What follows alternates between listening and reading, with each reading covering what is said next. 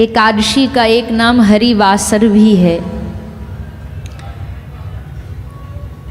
हरिवासर का मतलब होता है सब घड़ी, सब तारीख, सब दिन श्री हरि के ही होते हैं, भगवान के ही होते हैं।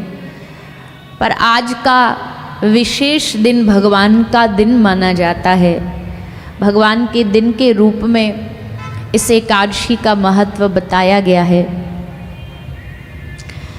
तो कल भी हमने कहा ही था कि भैया सब एकादशी किया करिए, एकादशी का उपवास करो, व्रत करो, खूब भजन करो, नाम संकीर्तन करो, माला करो, भगवान का स्मरण करो, उनकी याद में रहो। यही व्रत है, यही एकादशी है।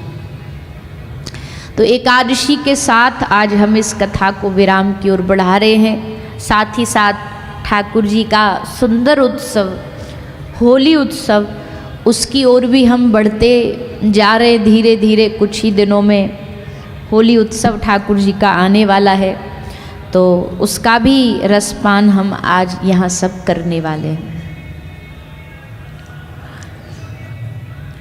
तो आइए आज कथा के विश्राम दिवस की कथा का हम सब आनंद लेते हुए,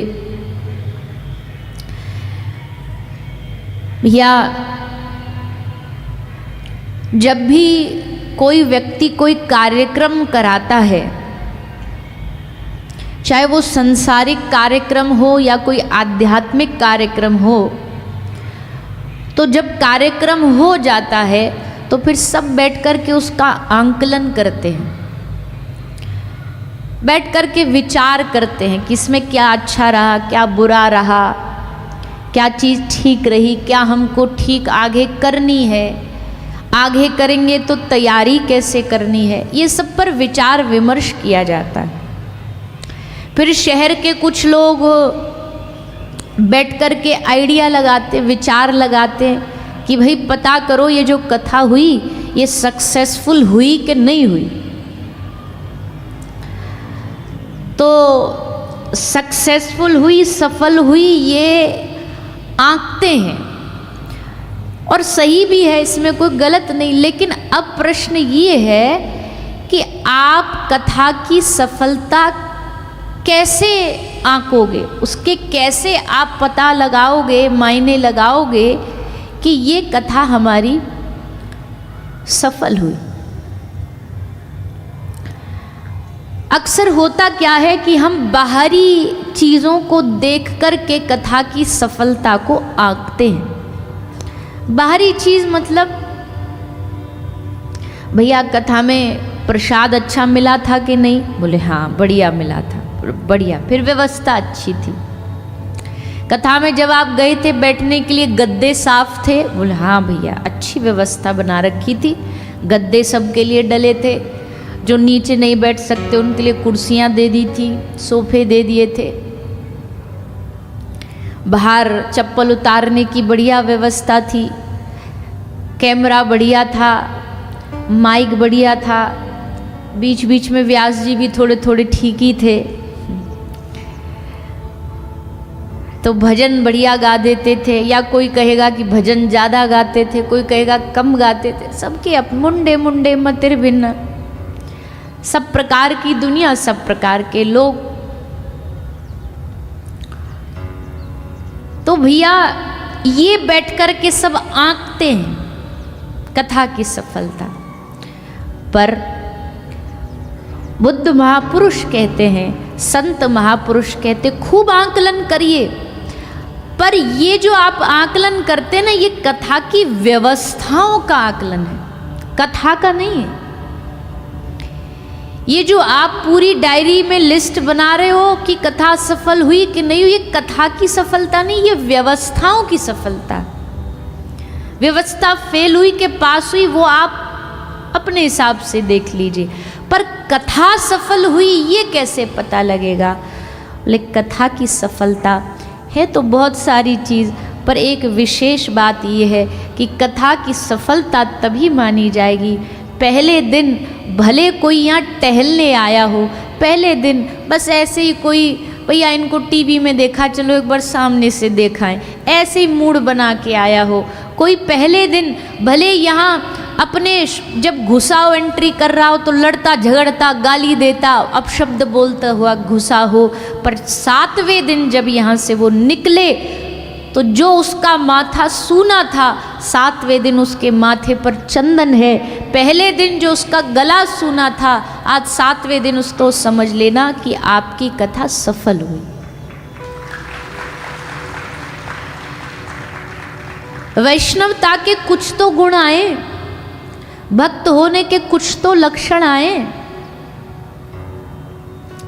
कुछ तो असर पड़े, कुछ तो प्रभाव पड़े, कुछ तो भगवान के नाम में हमारी जरा सी 1 इंच भर तो रुचि आगे सरके। अगर 1 इंच भी आगे हमारी रुचि, हमारा भाव भगवान के प्रति नहीं सरका है तो मतलब कि कथा में कहीं चूक रह गई। कहने वाला ढंग से समझा ना पाया, बता ना पाया, सुनने वाला ढंग से समझ ना पाया।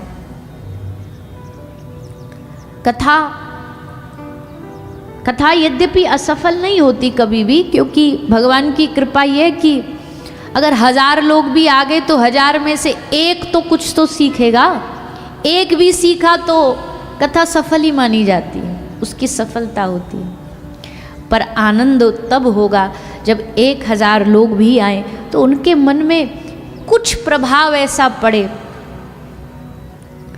कि जो हम बातें बता रहे हैं आपको 7 दिन से, ठाकुर जी की सेवा करिए, तो अब से घर जा कर के अपने ठाकुर जी को तुरंत नहला करके धुला के उनको बढ़िया वस्त्र पहना के उनकी सेवा में लग जाएं, भोग लगाएं, भोजन प्रसादी का तैयारी शुरू कर दें कि भैया होली आ रही है, चलो अपने ठाकुर जी के लिए रंग बिरंगे कपड़े लाओ, रंग बिरंगी पिछवाई लाओ, नाम जाप शुरू कर दें, माला शुरू कर दें, तिलक लगाना शुरू कर दें।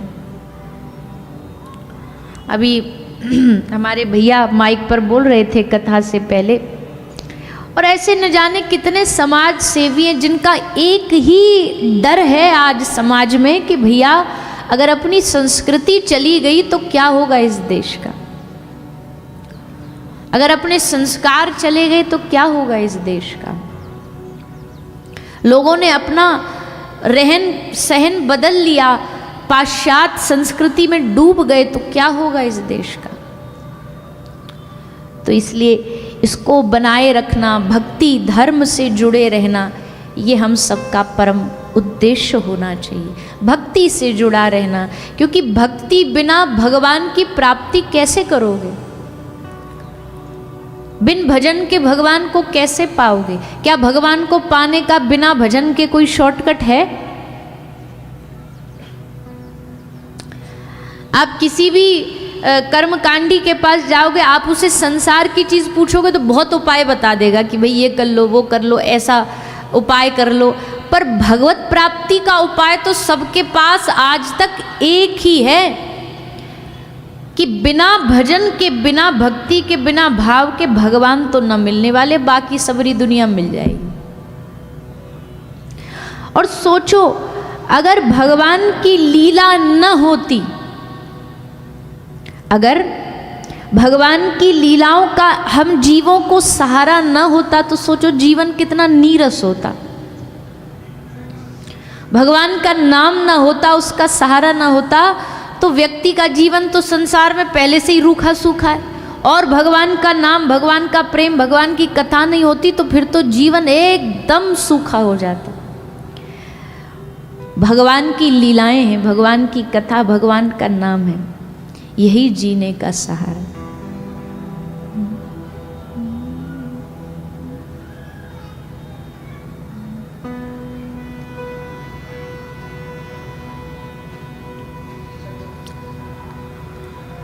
एक लाइन याद आ रही है ठाकुर जी के लिए, ये वैसे तो कोई किसी के लिए भी गाए, पर हम तो ठाकुर जी के लिए। ठाकुर जी ना होते तो हमें और जीने का सहारा न होता, अगर तुम न होते, अगर तुम न होते, हमें और जीने का सहारा न होता। अगर तुम न होते, अगर तुम न होते। कौन ना होते? किसके लिए कह रहे हैं हम? ठाकुर जी ना होते तो जीने का कोई आश्रय मिलता, भगवान ना होते तो जीवन का कोई साफल्यता होती, कोई आधार मिलता जीवन को? कभी नहीं। सहारा तभी मिलेगा, आश्रय तभी मिलेगा जब जीवन में हमारे ठाकुर जी का आश्रय बन जाएगा। ठाकुर जी उनके बगैर जीवन शून्य है। मैं कई बार कथाओं में कहती हूँ, भैया आपके पास चाहे संसार में आपको सब प्राप्त हो गया, संसार में जो प्राप्त हुआ है वो खराब नहीं है, बुरा नहीं है, वो भी अच्छा ही है। अगर आप अच्छे घर में रहते हो तो वो बुरा नहीं है, पर वो आपके जीवन में एक नंबर के जैसा है, एक अंक के बराबर है, एक नंबर के बराबर है। एक नंबर आपके जीवन में हो गया आपका एक घर।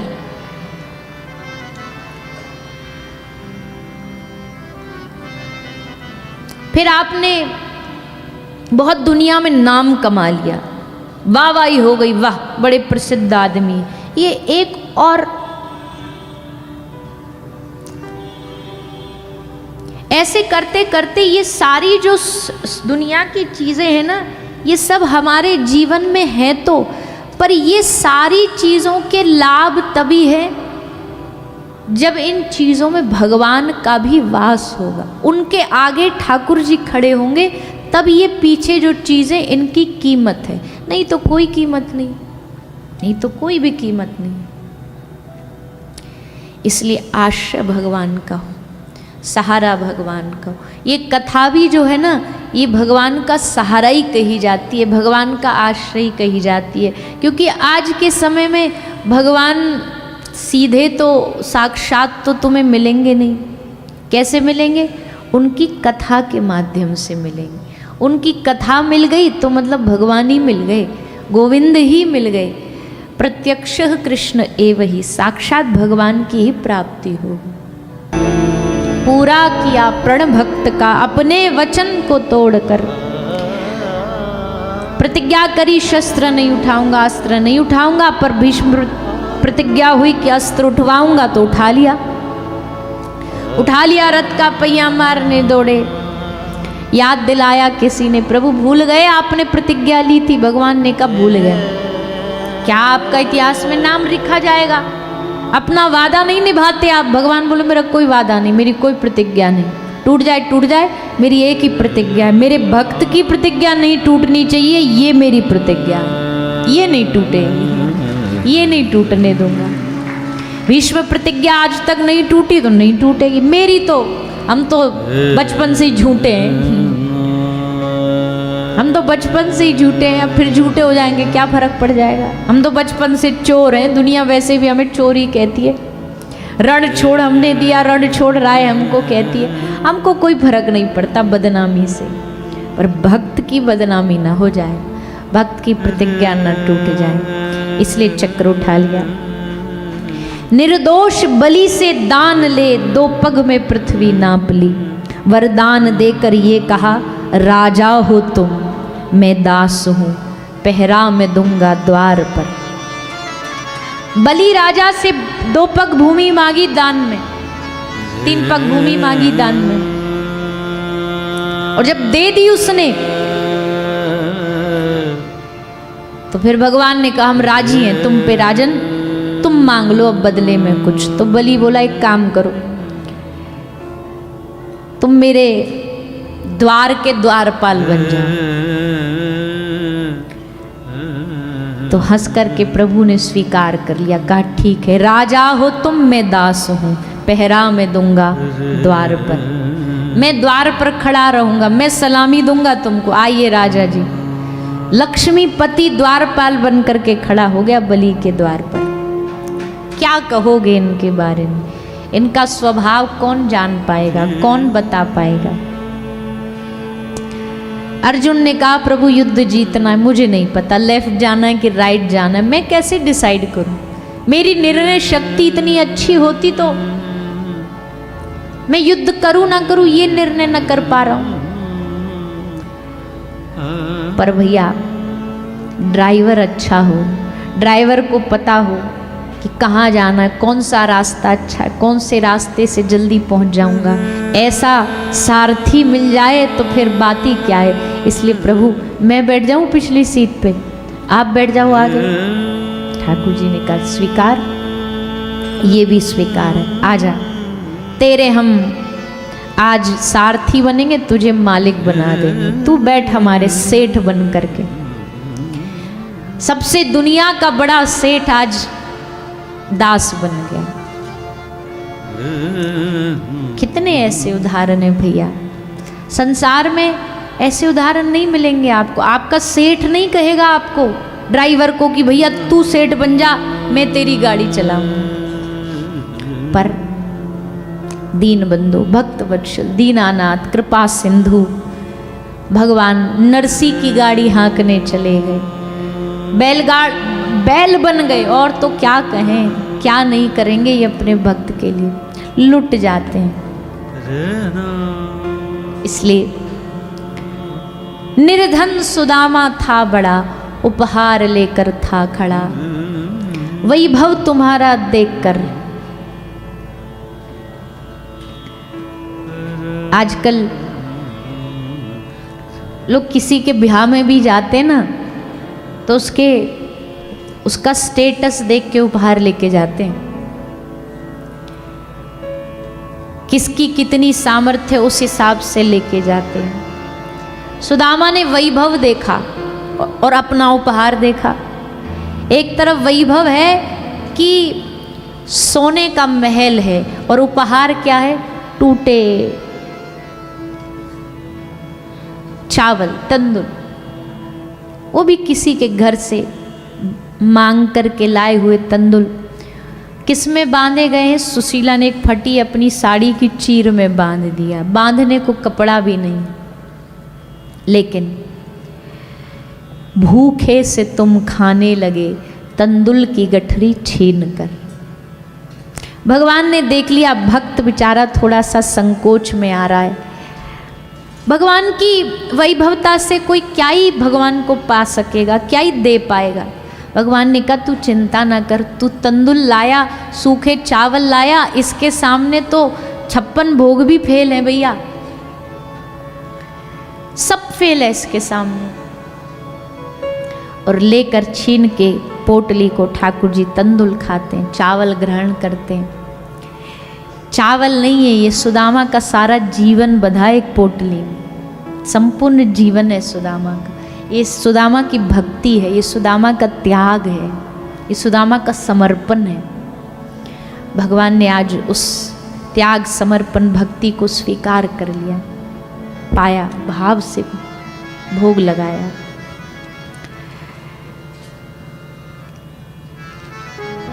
मांगने की इच्छा प्रकट करी। भगवान ने कहा कि इतनी दूर आयो भैया, इतनी दूर आयो तो कुछ चाहते हो, कुछ चाहिए, कुछ मांग। भगवान खोद रहे हैं। भगवान कहते हैं अच्छा पहले ये बताओ बाल बच्चे कैसे हैं, भाभी कैसी है, परिवार कैसा है। अब जब आदमी बहुत जीवन में परेशान हो और कोई उसका अपना उससे एक बार ये पूछ लेना ठीक हो, बस गले लग के रो देगा। बस एक बार कोई कहने वाला चाहिए कि ठीक हो। ठाकुर जी को लगा हम इससे पूछेंगे कि भैया सब ठीक है, तो बोलेगा कि कुछ ठीक नहीं है, कुछ भी ठीक नहीं है, कैसा जीवन बना दिया तुमने। पर जब भगवान ने पूछा कि ठीक हो, सुदामा ने कहा बड़ी मौज है तुम्हारी गोविंद, बड़ी कृपा है तुम्हारी, क्या बताऊं, इतनी कृपा कर दी मेरे ऊपर, इतना एहसान कर दिया, इतनी कृपा कर दी कि मैं कभी उसको चुका न पाऊंगा।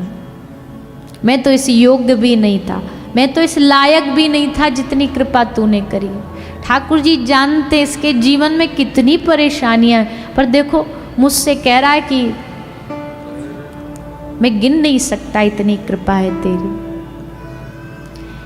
ऐसे भक्तों पर भगवान अत्यंत प्रसन्न होते हैं, अत्यंत, जो हमेशा भगवान के सामने भगवान की कृपा का गुणगान करते हैं, भगवान की कृपा का एहसास करते हैं।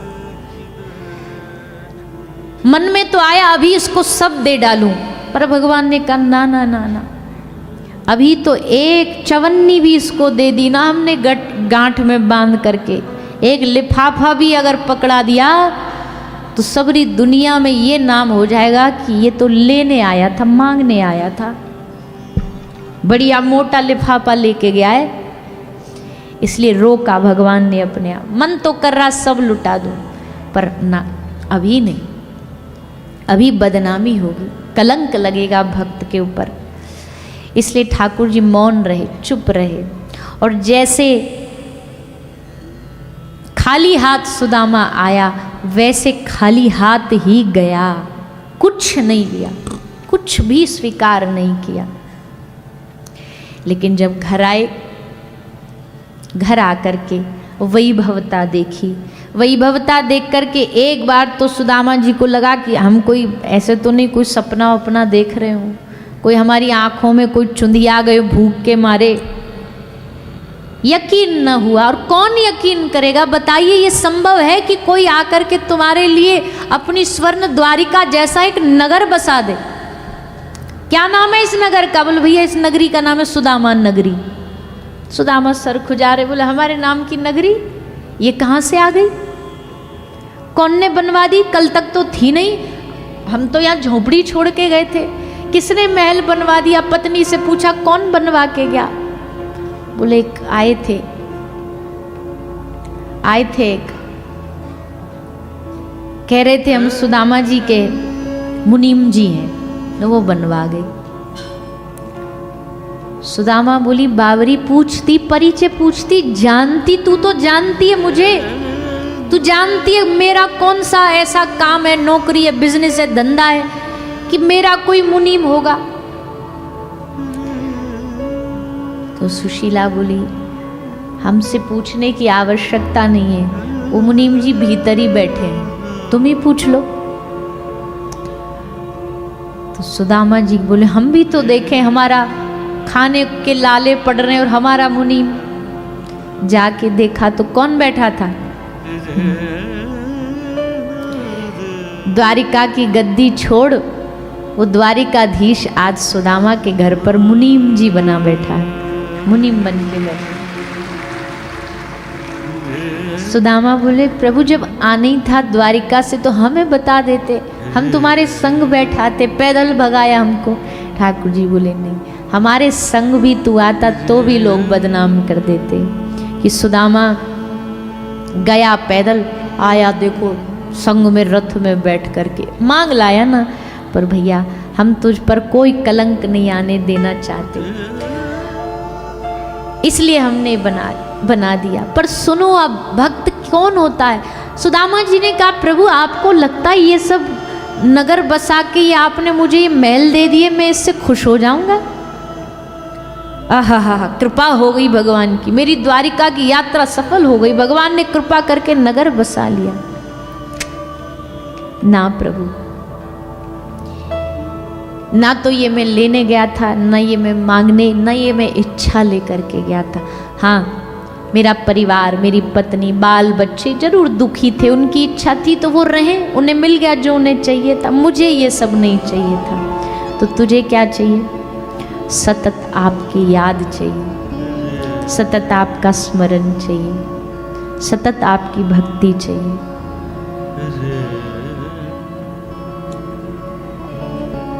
भैया आप भी श्याम मंदिर जाओ, वृंदावन जाओ, बरसाना जाओ, कहीं भी जाओ ना, ठाकुर जी के सामने बस इतना ही कहो, हर रोज कहो, मुझे तुझसे कुछ नहीं चाहिए, देना है तो मुझे तू चाहिए, मुझे तेरी प्राप्ति चाहिए।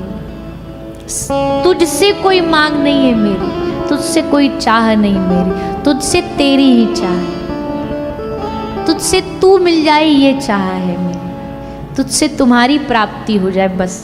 सबसे महंगा क्या है दुनिया में? धन दौलत महंगा नहीं है, सबसे महंगा है भगवान की भक्ति मिलना, भगवान की याद मिलना। सब मिल जाता है, आदमी को ये नहीं मिलता, याद ही नहीं रहती भगवान की, छूट जाती है याद। संसार में लग गया, छूट गया, भगवान में विस्मृति हो गई, भूल गया। माया आई, माया ने प्रपंच फैलाया, हो गया भगवान से दूर। बहुत धन आया, हो गया भगवान से दूर। इसलिए माया आएगी, प्रपंच फैलाएगी, पर नाथ किसी भी तरीके से हम आपसे जुड़े रहें, हमारी डोर आपसे जुड़ी रहे, आपसे डोर अलग ना हो हमारी, बस इतनी कृपा कर दें। इसलिए देना है तो प्रभु हमें ये दे दीजिए। भगवान बोले वो तो होना ही है, सुदामा तुमसे हमारी याद कौन दूर कर सकता है? आज तक कोई न छुड़ा पाया। बड़े बड़े प्रस्ताव आए सुदामा के पास, सुदामा जी को कहा सुदामा तेरी गरीबी हम दूर कर देंगे, चल एक राजा है, उस राजा को उसके गुणगान गाने, बस कुछ नहीं करना, दो चार बढ़िया बढ़िया संस्कृत के श्लोक बना के प्रस्तुत कर दे, राजा लुटा देगा अपना धन तेरे ऊपर। सुदामा बोले भैया मेरी ये जिह्वा बनी है कृष्ण का गुणगान गाने के लिए, दुनिया के गुणगान गाने के लिए नहीं। ये जिह्वा मरते दम तक गाएगी तो कृष्ण के गुणगान गाएगी, भूखे मर जाए तो भी हमें मतलब नहीं, बस गाया तो कृष्ण गुणगान, कृष्ण नाम।